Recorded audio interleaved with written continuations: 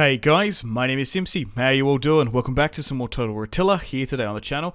We're back with episode 14 of my Age of Justinian Roman series. Here today, we're going to be declaring war upon Strathclyde. I think I used to call it Strathclyde because I thought it was Scandinavian, more so, in the Thrones of Britannia mod. I think I heard someone pronounce it that way, or I thought it was that way. Anyway, Strathclyde, because it's a thing now in Scotland. Didn't know. But we're going to be declaring war upon them and taking back Hadrian's Wall for the Romans. Unfortunately, if you haven't gone and seen the last episode, we lost Tiberius in battle, which is a shame. He got taken out by the Mercians. So we will have a bit of a succession crisis next time around. I've also gone around and made a bunch of defensive, military and puppetry alliances where we can as well. So that we've nearly got all of the Roman Empire at its historical borders. There might be some discrepancies here and there, but for all intensive purposes, look at that map. That's the Roman Empire. We've got some outcroppings here. We've got a rebellion, which we have to deal with. We can definitely take down in northern Iberia, but overall, we have fulfilled Justinian's dream and ambition to bring back Roman supremacy to the world. So Justin is 54, and if we're successful against the Kingdom of Strathclyde here today, we'll be victorious. I'm going to make peace with them, probably. I don't need to push into Edinburgh or northern Scotland and Ireland as well. But they have a decent military force there protecting the city. It's interesting that, like, the Mercians, the Picts, and Strathclyde sort of made the decision to throw out the Anglo-Saxons that were, or I guess not the Anglo-Saxons, just the Saxons that were there in Wessex. They've now been gone. But if they were sort of stayed united rather than divided, there probably would have been a different story on these isles for them.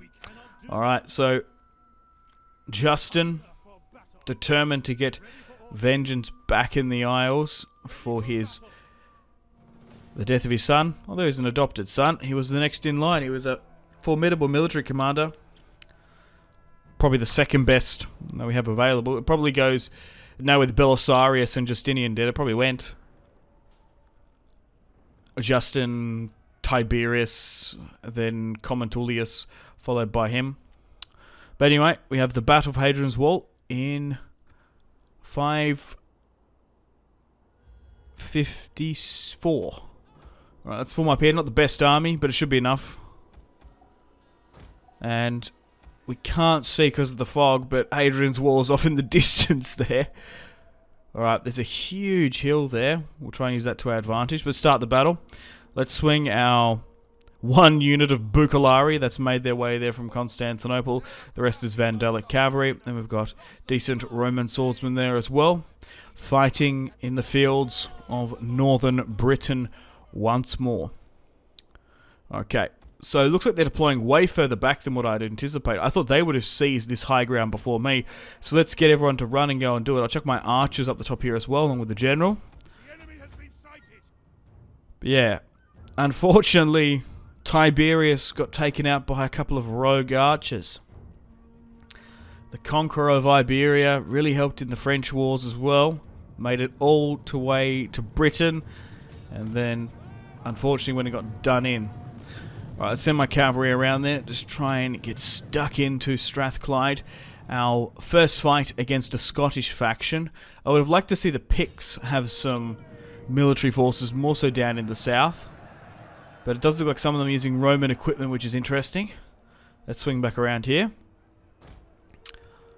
Because there are still remnants on these isles of ancient Rome. And we'll have to fix up and redo all the plumbing in the bathhouses. And get some of the amphitheatres back going. Alright, so it looks like they're probably going to... okay, I was going to say they're going to probably charge up and maybe attack. We've taken some pretty decent high ground position here for the Romans. We ran up and took it. And now we're raining fire and death as well. We're arcing our shots really well. They do have a bunch of their own cavalry, so we're just currently trading back and forth. Alright, let's send another unit there just to help out against the general. If we can get rid of him, we should be able to push into the city. But they have a really strong military presence, which is cool. They're actually defending their homeland quite well. They've got a decent sense of self-preservation rather than Mercia. Or maybe that's being a little bit harsh. It looks like they were invading Wales. I don't know who owned it. But maybe the Irish had something to do with it. I don't know. Because they had some armies as we moved through Wales. Like, what's this? 2 full stacks of Irish hanging out. Oh, we're just chilling in Wales. We're just spending the summer here. We aren't doing anything wrong. We're looking for leprechauns and a pot of gold. As the Romans like, okay, just stay out of our way. We have no ambition into Ireland. We're happy to trade with them, though. Alright, some of these Scotsmen are very heavily unarmed. Oh my god. What a crazy animation that was. Alright, so the enemy general's now fallen, and you would imagine most of the Strathclyde army will get taken away. I tend to always go Strathclyde. Why Clud? Why did I say Clud? I swear, and I said that too many times in my Thrones of Britannia series. Maybe it was pronounced like that. Like, where does Strathclyde come from? Is it a Scandinavian name, or is it a Pict, more Scottish name? I don't know. But anyway, they've probably got some movement points about them, so we've got a bunch of cavalry here. It's advantageous for me to try and run down as many of them as possible, and that will allow the rest of the Roman armies that are currently sieging their settlement just to make it a bit easier. So let's try and run down as many of them as possible, and then that's it. Hadrian's Wall is fully under our control once more. I wonder if you get like a bonus for it. You know, like in Medieval 2, you take Jerusalem, you get like a faction-wide public order buff. There's even some settlements in Total War Warhammer that give you faction-wide stuff as well. Hexalotl, I think it's like one of those temples gives you a crazy worldwide buff. I can't even remember the name of it. It's been a while since I played Warhammer off the top of my head. Maybe I need to do another Warhammer series before 3 eventually comes out. Alright. So, 4 little Strathclyde units here. Let's try and get a good charge and run them down with the Bucalari. Oh, these aren't Bucalari, these are like more Vandalic guys. These are more Roman auxiliary than the heavy army we've seen most of this series. And a decisive victory. Oh my god. That's one of my better battles, yeah. Strathclyde do have the numbers, but they don't have any of the equipment. Look at them. Most of them are wearing kilts and cloths and scarves. Alright, decisive victory.